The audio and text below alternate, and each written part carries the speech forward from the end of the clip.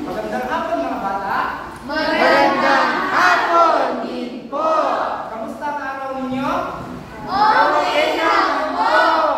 Mabuti naman.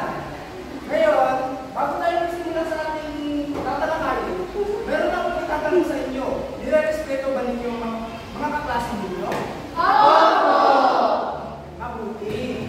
Kung gano'n, meron akong tanong dito. Paano nyo pabasahin? Ano ang pangunahing kabuuan sa kwentong binasa? Sino-sino ang kabuuan sa kwento? Bakit humingi ng tulong ang kambing sa kalabaw para makauwi sa iyo?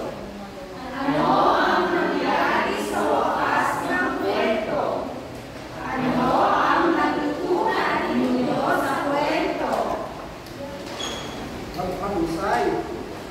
Kung gano'n, ipapakita ko sa inyo ito. Maaari nyo bang tutuhin kung ano ito? Kalabaw! Tama. Ito. Kambing! May ba kayong ideya kung ano ang tatalakayin natin kwento ngayon? Wala po! Kung gano'n, meron akong mga salitang inihanda dito. Maaari nyo bang basahin?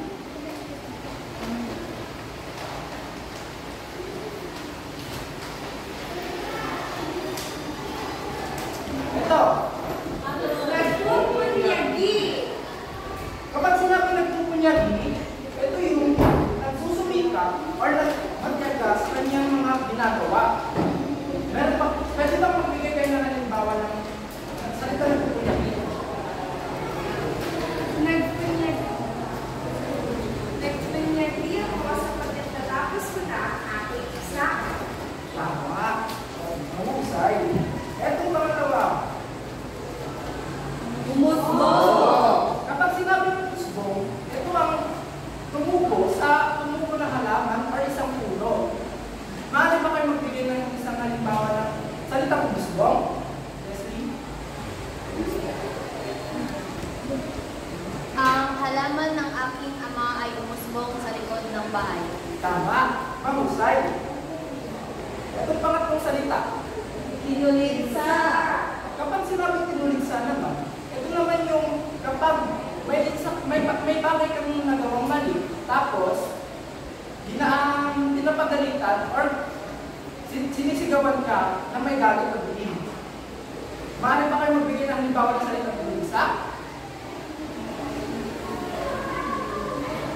Inuligsa ko ang aking ama. Mahusay. Tama. Ngayon, maaari na tayong tumako sa ating kwentong babasahin. Handa na ba kayo? Kung gano'n makinig at umupo sa inyong upuan, manahimik.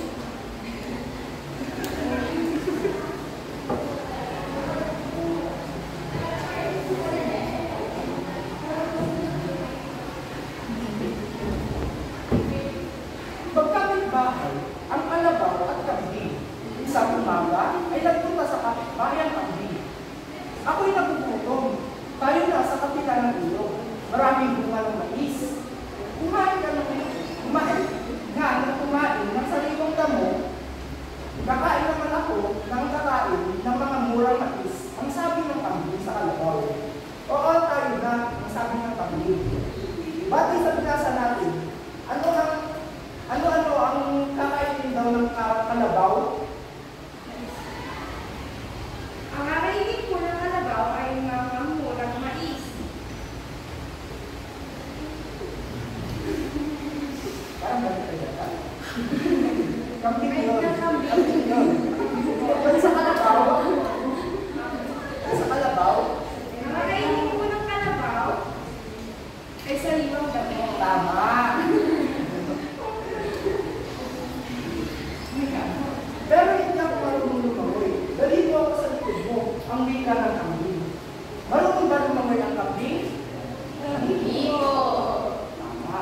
Yun ang sinabi niya dito. Kaya sabi niya, dalhin mo ako sa likod mo.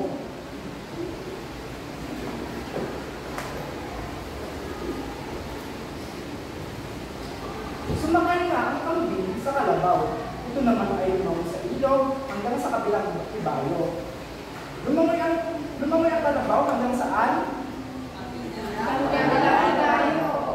Tama. Kumain sila ng kumain.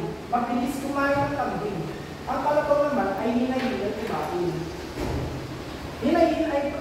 Sino ang hinay-hinay nga ba kumain ng kumain? Kalabaw. Tama.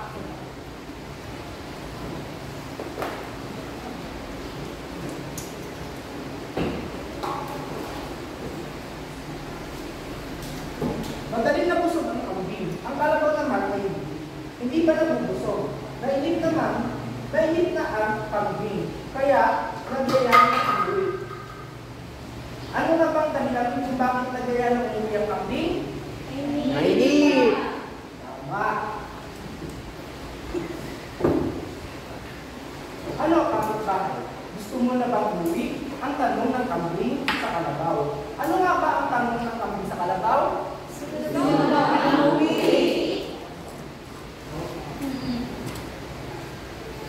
Ang tanong ng kambing. Ano ang tanong ng kambing sa kalabaw? Gusto mo na bang mo? Ano kapit ba? Tama.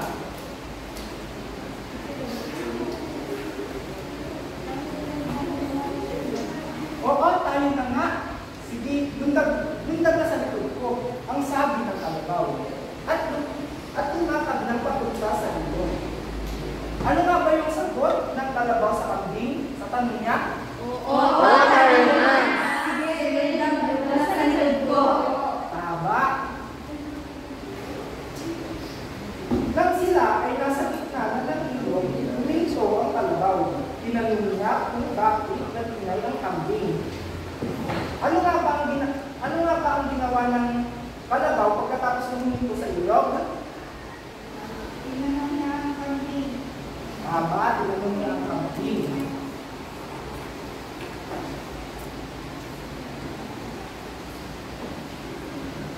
Ewan ko nga ba, tuwing ako ay mabubusog, ay gawin ko na ang kumanta ang sayaw, ang sagot ng kambing. Ano nga ba ang sagot ng kambing sa kalabaw? Ewan mo nga ba? Tuwing ako ay mabubusog, ay gawin ko na akong matanda at sumayaw. Tama. Lumakad na rin sa tubig ang kalabaw. Walang ano-ano ay narating nila ang malalim na bahagi ng ilog. Huling huminto ang kalabaw. Anong ginawa nga ba ng kalabaw pagkatapos nila makarating sa malalim na bahagi ng ilog? Huminto. Tama.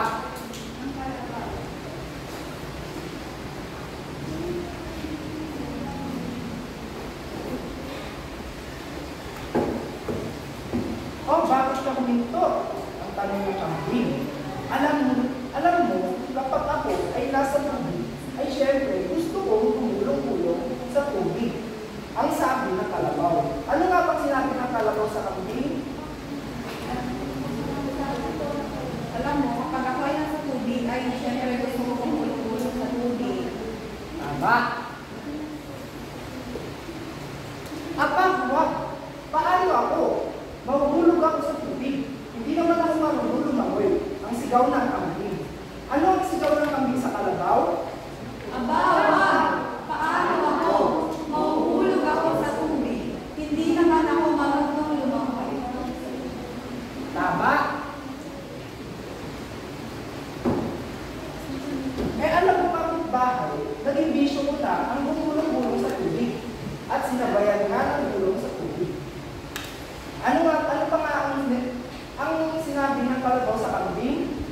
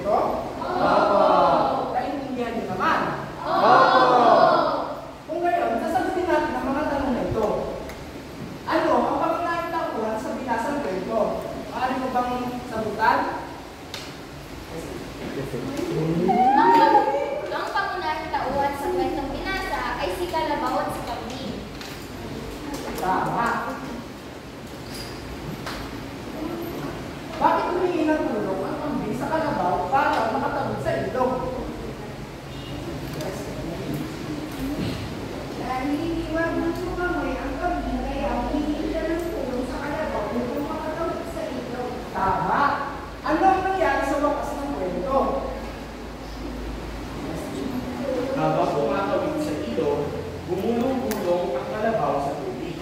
Kaya nahulog ang kambing na hindi marunong lumangoy at siya ay lumulong. Tama! Ang natutuhan ninyo sa kwento. Ikaw ka, Meldoy? Natutunan ko na hindi dapat lumakuhin ang kabalitan ng iba. Dapat tayo matutong magrespeto, tulong at magsumbaba. Ang pagiging makulit at masalili tulad ng ginawa ng kambing ay maaari ng bulog ng kapakanan. Tama!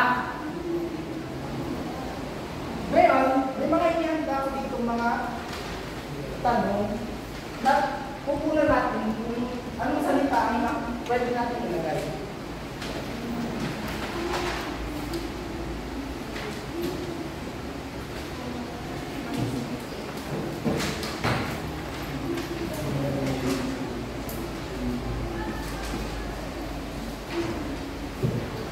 Ano niyo bang basahin ng panuto?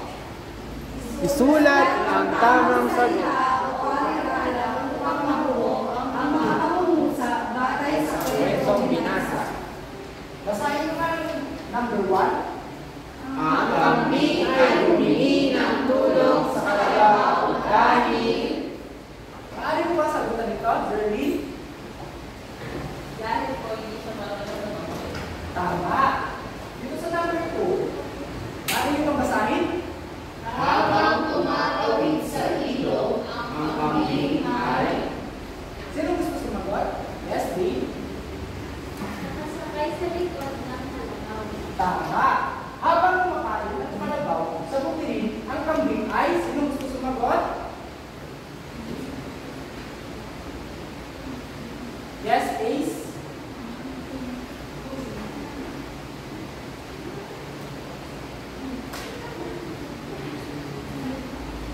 Sige, ikaw na lang. Yes. mabilis na kumain ng mga maulang. Tama. Eh, dito sa pang-apat na tanong, maaari niyo bang basahin? Dahil sa ginawa ng kambing, Ang mga tao ay Sino gusto sumagot? Yes. Miguel? ang mga tao ay nagtaka o nabahala sa ingay niya habang nasa ilog. Tama. Sa wakas ng kwento, ang kambing ay? Yes. Sa wakas ng kwento, ang kambing ay nalunod dahil siya ay marunong lumangoy. Tama.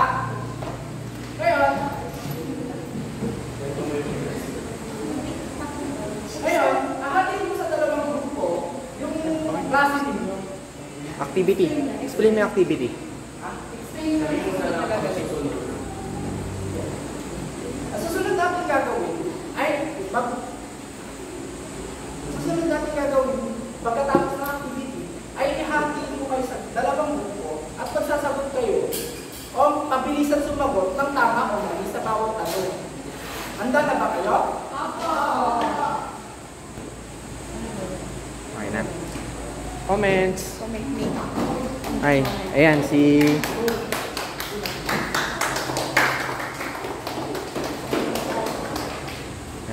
So, congrats dahil nakita ko na ano. So first, nakita ko yung pagiging enthusiastic, talagang sinatry yung best na. Tapos yan, nag-smile ka agad nung sa intro pa lang, so makikita ko na naman yung talaga yung ginagawa ko. And yan, makikita din namin na ginawa ko talaga yung best ko. Pero may mga napansin lang talaga na, di ba? Mga kailangan ko improve pa. So first, sa instructional materials, yung sulat. Siguro mas okay if yung nasabi ni Ma'am gumamit tayo ng literacy. Basta may 1 inch, tapos 0.5, tapos 3.5 inches. Parang ganun. Dapat masundan yun kasi yung mga nasa likod, baka mahirapan nga naman basahin yung nasa board. Tapos next, napansin ko rin na walang motive question.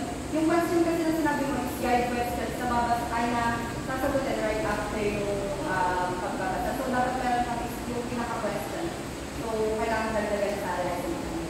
Then, sa may unlocking, mas okay din if i-dedicate mo yung words and the pictures. Okay naman siya. Pero mas okay if i-dedicate mo para makikita pa rin ang mga bata. Tapos, mag-require pa na nalalaman pa rin lang kung yung meaning. Kasi pag passive lang na na-read, baka makalimutan din ang bata. So, mas okay mag-dedicate siya. Tapos, sa big book din, i-introduce muna yung siguro dahil sa kinabahan ka or what, hindi mo na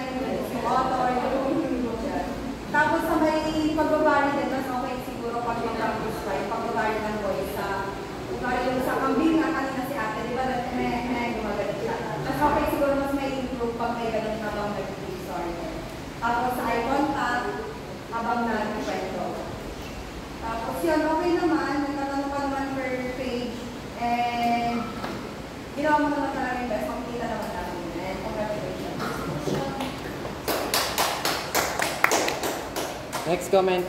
Desiree. Desiree. You know? Kung dahil natapos ka na sa pag-deliver ko, lahat naman ng novelty na sulat ko dito, then sundan mo na lang para mas maganda yung flow ng pag-deliver ng story, then sa sulat, kailangan mo din siya lahat basketball sa unlocking na sabi niyo din, meeting yung mga dapat mo i-improve. Doon, ang idadagdag ko na lang sa comment is yung about sa mga questions mo. Napansin ko na more on hindi lang siya, hindi siya naka-like sa different levels of questioning. Dapat is i-improve yan. Doon sa values integration mo, mag-isip ka na yung mas mag-i-include siya dun sa pinaka-DLP mo siya na flow regarding dun sa story mo. Etong dito sa activity mo na sinulat mo dito, mas napapansin ko na okay na hindi mo na siya isulat. Parang mo na lang siya, yung follow-up questions mo na lang siya every part ng story mo. Pwede mo siyang i-include doon. Tapos dun sa enhancement activity mo, mag-isip ka na mas gamified and interactive. Hindi yung hindi siya dapat tama or mali lang. Dapat is yung mas gagana pa yung psychomotor nila para mas mag-enjoy sila at the same time na natututo. Overall, good job.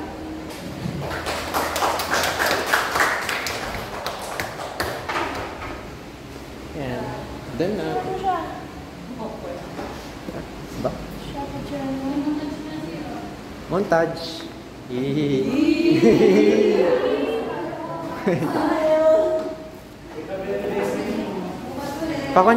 Patingin ng pig. Mamarka ni ma'am. Doon ka na sa mayara.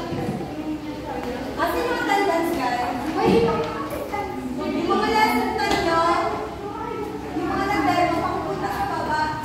Yan. Pa. Pati ito mga hawak niyan. Tawakan mo lang. Release mo, pero Bye. Next. Yan. Friend ko yung mga text. Pictures. Yan. Thank you. Gods.